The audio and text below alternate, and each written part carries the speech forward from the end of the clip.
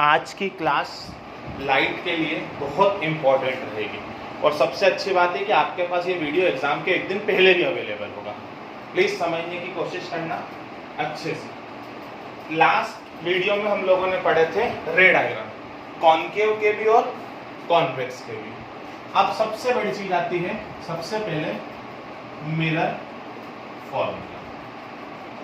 Mirror formula होता है 1/v plus 1/u equal to 1/f। यहाँ पर v होता है इमेज डिस्टेंस। v क्या होती है? Image distance. यहाँ पर u होती है ऑब्जेक्ट डिस्टेंस। u क्या होती है? Object distance. और f होती है फोकल लेंथ। f क्या होती है? Focal length. तो v होती है कौन सी डिस्टेंस? Image distance. u होती है ऑब्जेक्ट डिस्टेंस और f होती है focal length. v image distance होती है, पर कहां से? तो बेटा ये सारी चीज ध्यान रखना, ये सारे डिस्टेंसेस हम लोग लेते हैं पोल से। कहां से लेते हैं? पोल से। अब ये मत पूछना पोल क्या होता है, शुरू के 2 लेक्चर में माथा नहीं फोड़ा है मैंने, है ना? तो अब आपको क्लियर होगा पोल क्या होता है।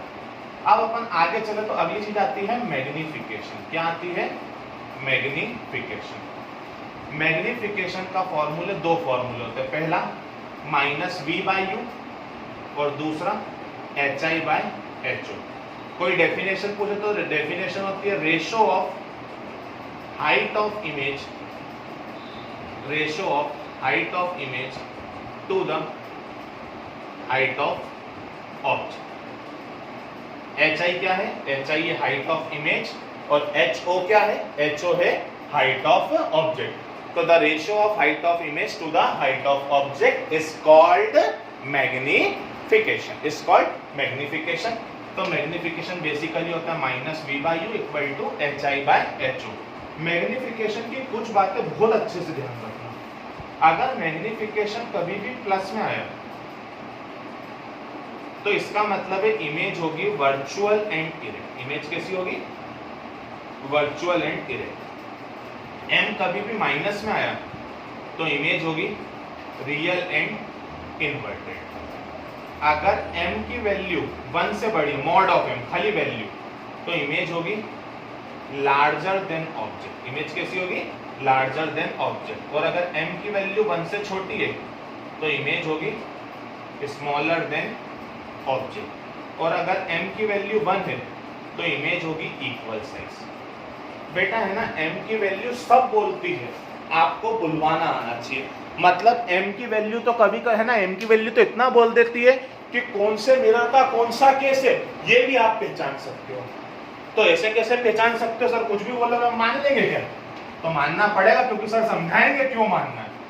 अगर m की वैल्यू है -1.5, पहली चीज प्लस में कि माइनस में? माइनस में। माइनस में मतलब इमेज है रियल एंड इन्वर्टेड। अब साइन नहीं देखना, अब खाली वैल्यू देखो। 1.5 माइनस देख ले, अब 1.5 1 से बड़ा है कि 1 से छोटा है? तो 1 से छोटा है, तो इमेज कैसी होगी? Larger than object. अब आपको इतने सारे रे डायग्राम बताए, अब आप बताओ रियल इमेज लार्जर कब बनती है? रियल इमेज लार्जर कब बनती है? तो रियल इमेज लार्जर बनती है कॉनकेव के केस में। कब? जब ऑब्जेक्ट कहां पर रहता है? कहां पे रहता है? C और F के बीच में। कहां पर रहता है? C और F के बीच में। बेटा जब तक आप रे डायग्राम नहीं पढ़ोगे मैं कुछ भी नहीं समझा पाऊंगा। m की वैल्यू है +0.25, प्लस मतलब वर्चुअल एंड डायरेक्ट। 0.25 मतलब 1 से छोटा, 0.25 मतलब 1 से छोटा। और अगर m 1 से छोटा तो इमेज कैसी होगी? Smaller than object. अब आप बताओ छोटी इमेज वर्चुअल और डायरेक्ट कब बनती है? तो छोटी इमेज वर्चुअल और डायरेक्ट बनती है कॉन्वेक्स के सेकंड केस में। कौन सा केस है second case? Not at infinity वाला। कौन सा वाला केस है? नॉट एट इंफिनिटी वाला। अब सबसे इंपॉर्टेंट चीज न्यूमेरिकल्स करने के लिए, दैट इज साइन कन्वेंशन।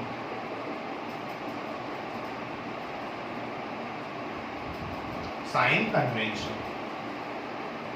जिस साइड से लाइट रे आती है उस साइड की सारी चीजें नेगेटिव होती है। जिस साइड लाइट रे जाती है उस साइड की सारी चीजें पॉजिटिव रहती है। तो इस साइड जो भी आएगा अपने डायग्राम के हिसाब से वो नेगेटिव, इस साइड जो भी आएगा वो पॉजिटिव।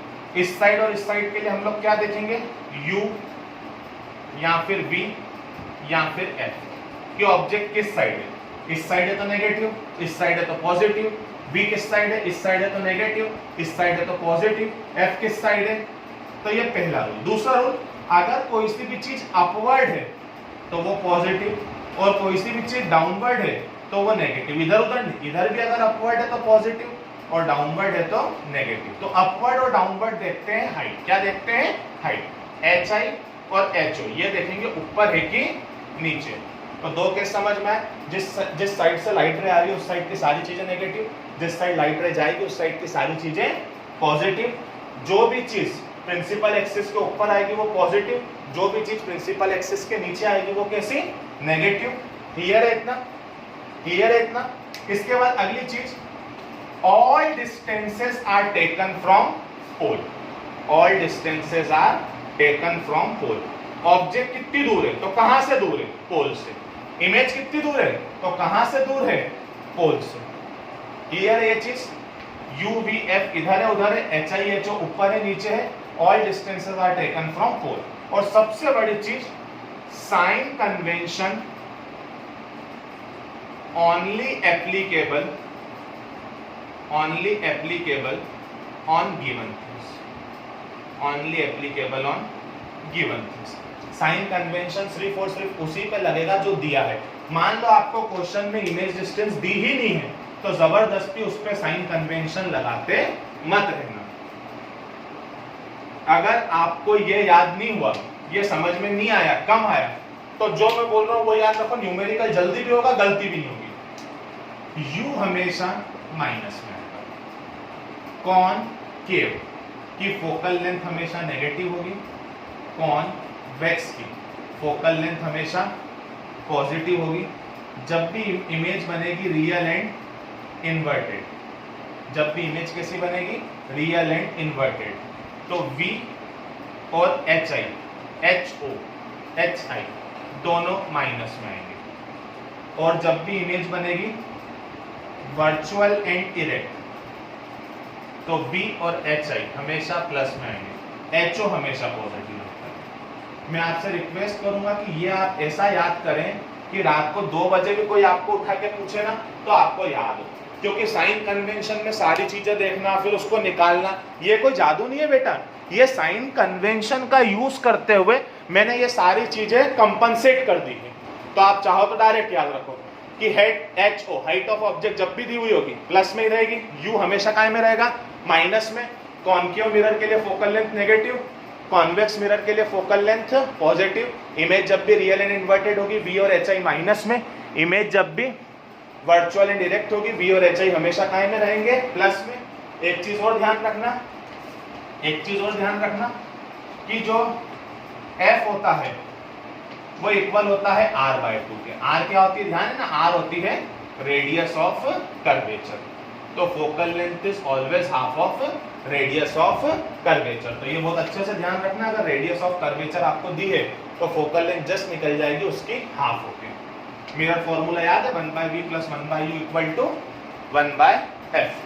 तो आई होप सो आप लोगों को इतना बेसिक समझ में आया होगा, आप लोगों को इतना बेसिक समझ में आया होगा। एक छोटा सा क्वेश्चन लिखना, a concave